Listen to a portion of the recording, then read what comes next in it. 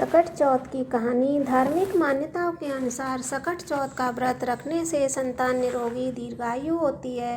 कहते हैं भगवान श्री गणेश की कृपा से सभी बिगड़े काम बन जाते हैं। सकट चौथ के दिन चंद्रमा को अर्घ्य देने के बाद ही व्रत का पारण किया जाता है। सकट चौथ के दिन पढ़ी जाने वाली देवरानी जेठानी की यह कथा इस प्रकार है। इसको तिल चौथ भी बोलते हैं। इस तिल चौथ की कहानी इस प्रकार है। एक शहर में देवरानी जेठानी रहती थी।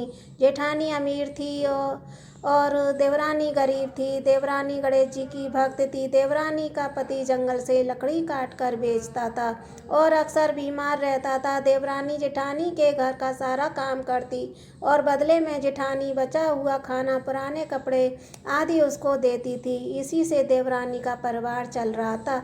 माह महीने में देवरानी ने तिल चौथ का व्रत किया। 5 आने का तिल और गुड़ का तिलकुटा बनाया। पूजा करके तिल चौथ की कथा सुनी और तिलकुटा छीके में रख दिया। सोचा कि चांद उगने पर पहले तिलकुटा और उसके बाद ही कुछ खाएगी। कथा सुनकर वह जेठानी के यहाँ चली गई। खाना बनाकर जेठानी के बच्चे से खाना खाने को कहा तो बच्चे बोले, माँ ने व्रत किया है और माँ भूखी है। जब माँ खाना खाएगी हम भी तभी खाएंगे। जेठ जी को खाना खाने को कहा तो जेठ जी बोले कि मैं अकेला नहीं खाऊंगा, जब चांद निकलेगा तब सब खाएंगे, तभी मैं भी खाऊंगा। जेठानी ने उसे कहा कि आज तो किसी ने भी अभी तक खाना नहीं खाया है, तुम्हें कैसे दे दूं? तुम सुबह मेरे ही बचे हुए खाने को ले जाना। देवरानी के घर पर पति बच्चे सब आस लगाए बैठे थे कि आज तो त्योहार है, इसलिए कुछ पकवान आदि खाने को मिलेगा। परंतु जब बच्चे को पता चला कि आज तो रोटी भी नहीं मिलेगी तो बच्चे रोने लगे। उसके पति को भी बहुत गुस्सा आया। कहने लगा कि सारा दिन काम करती हो, 2 रोटी भी नहीं ला सकती तो काम क्यों करती हो? पति ने गुस्से में आकर पत्नी को कपड़े के धोबने से मारा। धोबना हाथ से छूट गया तो पाटे से मारा। वह बेचारी गणेश जी को याद करती हुई रोते रोते पानी पीकर सो गई। उस दिन गणेश जी देवरानी के सपने में आए और कहने लगे, धोबने मारी, पाटे मारी, सो रही है या जाग रही है? वह बोली, कुछ सो रही हूँ, कुछ जाग रही हूँ। गणेश जी बोले, भूख लगी है, कुछ खाने को दे दे। देवरानी बोली, क्या दूँ? मेरे घर में तो अन्न का दाना भी नहीं है। जेठानी बचा कुचा खाना देती थी, वो भी आज नहीं मिला है। पूजा का बचा हुआ तिलकुटा छीके में पड़ा है, वही खा लो।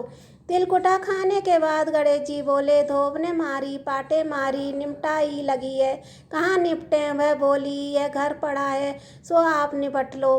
फिर गणेश जी बच्चे की तरह बोले, अब कहाँ पहुँचूँ? नींद में मगन देवरानी को बहुत गुस्सा आया कि पोली के कब से तंग किए जा रहा है, मेरे सर से पहुँच लो।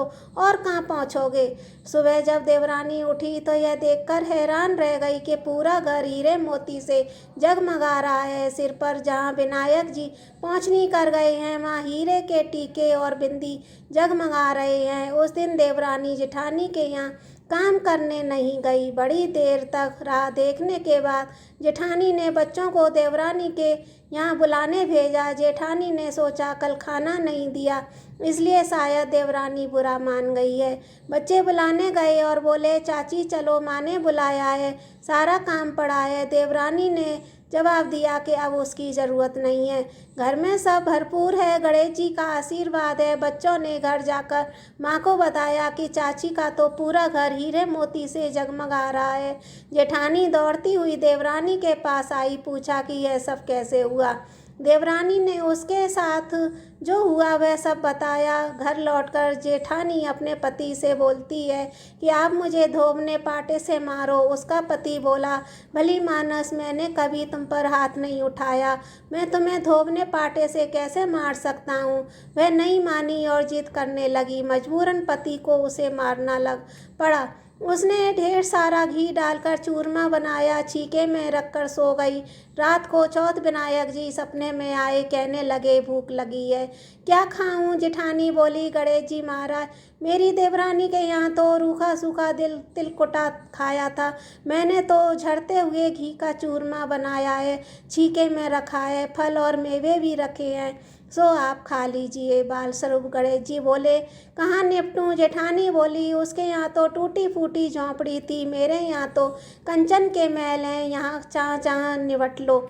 फिर गणेश जी बोले, कहाँ पहुँचूं? जेठानी बोली, मेरे ललाट पर बड़ी सी बिंदी लगा कर पहुँच लो। धन की भूखी जेठानी सुबह जल्दी उठ गई, सोचा हीरे मोती जवाहरात से भर चुका होगा घर। यह देखकर पूरे घर में गंदगी फैली हुई है, तेज बदबू आ रही है, उसके सिर पर बहुत सी गंदगी लगी है। उसने कहा, हे गणेश जी महाराज, ये आपने क्या किया? मुझसे रूठे और देवरानी पर टूटे। जेठानी ने घर और की सफाई करने के लिए बहुत कोशिश करी, परंतु गंदगी और बदबू की इतनी फैली हुई थी। जेठानी के पति को मालूम चला तो वह भी बहुत गुस्सा हुआ और बोले, तेरे पास इतना सब कुछ था, फिर भी तेरा मन नहीं भरा। परेशान होकर चौथ के गणेश जी से मदद की विनती करने लगी। गणेश जी ने कहा, देवरानी से जलन के कारण तूने जो किया था वह उसी का फल है। अब तू अपने धन में से आधा उसे देगी, तभी यह साफ होगा। उसने आधा धन बांट दिया, किंतु मोहरों की एक हांडी चूल्हे के नीचे गाड़ रखी थी। उसने सोचा किसी को पता नहीं चलेगा, उसने उस धन को नहीं बांटा। उसने कहा, हे गणेश जी, अब तो अपना यह सब बिखराव समेट लो। वे बोले, पहले चूल्हे के नीचे गड़ी हुई मोहरों की हांडी सहित ताक में रखी 2 सुइयों को भी दो। और इस प्रकार गजानन ने बाल स्वरूप में आकर सुई जैसी छोटी चीज का भी बंटवारा किया और अपनी माया समेटी। हे गणेश जी महाराज, जैसे आपने देवरानी पर कृपा की, वैसे सब पर करना। कहानी कहने वाले, सुनने वाले और हुंकारा भरने वाले सब पर कृपा करना।